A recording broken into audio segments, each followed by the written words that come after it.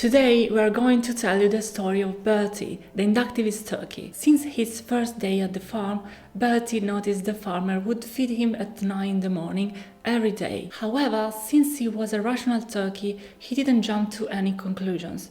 Instead, he patiently took notes of the time he was being fed in different circumstances.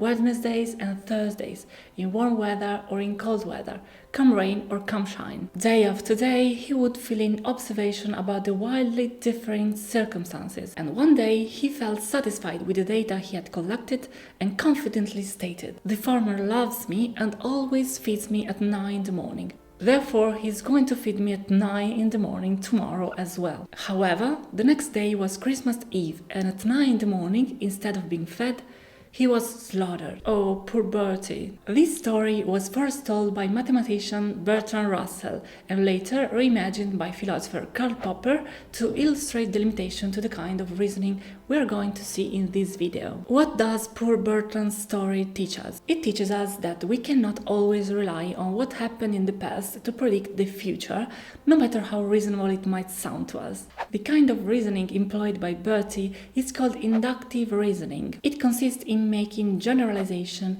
based on certain premises. For example, if we pick a strawberry from a basket and it's rotten, and we pick a second one and it's rotten too, then a third one rotten again, then we can conclude that a strawberry from that basket will inevitably be rotten. We all use this kind of reasoning and it usually works just fine. After all, if the sun rises every morning, then it's not unreasonable to conclude that it's going to rise tomorrow as well. So, if all is well and reasonable too, what is the problem with inductive reasoning? Well, the problem is actually twofold.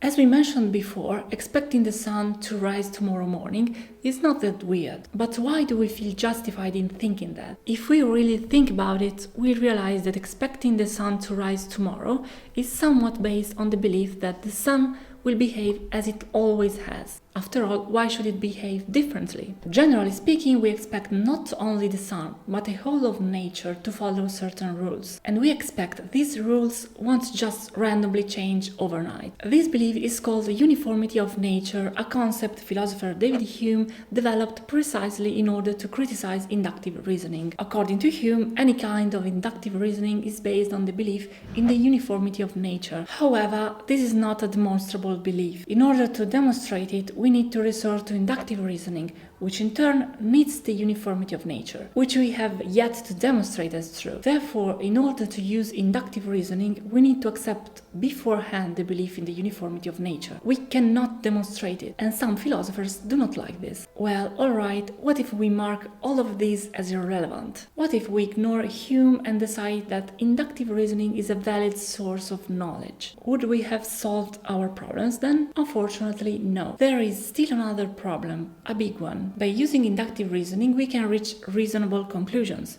We can conclude that the sun will rise tomorrow, that all strawberries are rotten, and that the farmer loves us and will keep on feeding us every morning. However, we are limited.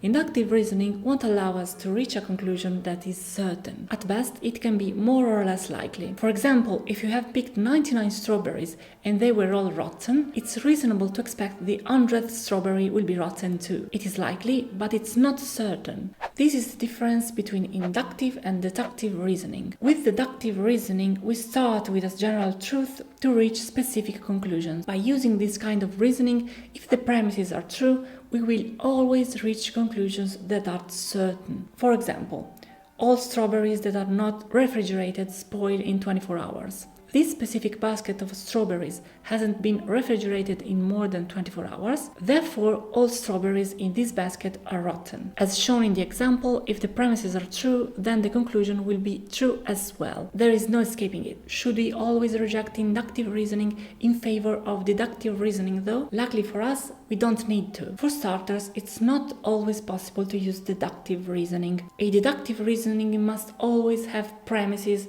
that are general and clear, something we don't always have. In uncertain situations, inductive reasoning is more than useful. As kids, we explore the world using inductive reasoning. We look at a series of events and we develop theories that may be correct or not on how reality works. For For example, we don't learn to talk by assuming general truths and deducing whole languages. We learn our native language through induction, by starting with specific example of the real world, such as our mother talking to us while she plays with us, and then looking for general rules. If she says teddy bear every time she hands us this furry object, maybe this furry object is called teddy bear, who knows? Secondly, inductive and deductive reasoning are not mutually exclusive. Very often using them together is useful. Imagine you are craving strawberries so much. You buy some and then you don't put them in the fridge and they spoil in 24 hours. You have to throw them away, but you don't give up and then buy new ones. Unfortunately, you store them out of the fridge again for 24 hours and find them rotten again. So you buy them again and so on and so forth for a month. You buy them, leave them out of the fridge for more than 24 hours, they spoil every time. At some point, you realize something isn't right, and using inductive reasoning, you make a smart guess. If you leave strawberries out of the fridge for more than 24 hours, they spoil. Who would have thought that? But the reasoning doesn't end here, and this observation might become a premise for a subsequent deductive reasoning. If you assume the 24-hour rule is true, you can deduce that if you left strawberries out of the fridge for 24 hours, they will be rotten. This second step is deductive. So, to recap, look at what happened in the past, such as the fact that after 24 hours the strawberries were always rotten. Using inductive reasoning, you conclude that the rule according to which strawberries spoil in 24 hours might be true. Now, if this rule is true, you can predict future events. Indeed, using deductive reasoning, you can predict if you leave strawberries out of the fridge for 24 hours tomorrow, you will then find they have spoiled. In conclusion, inductive reasoning is a powerful tool, especially when combined with deductive reasoning, although it has its limitations. As poor Bertie reminds us, even if the farmer feeds us every day at 9, sooner or later it might be Christmas Eve. If you like this video, click on the like button and follow us. And if you too have faith in the uniformity of nature, we'll see each other in the next video as always.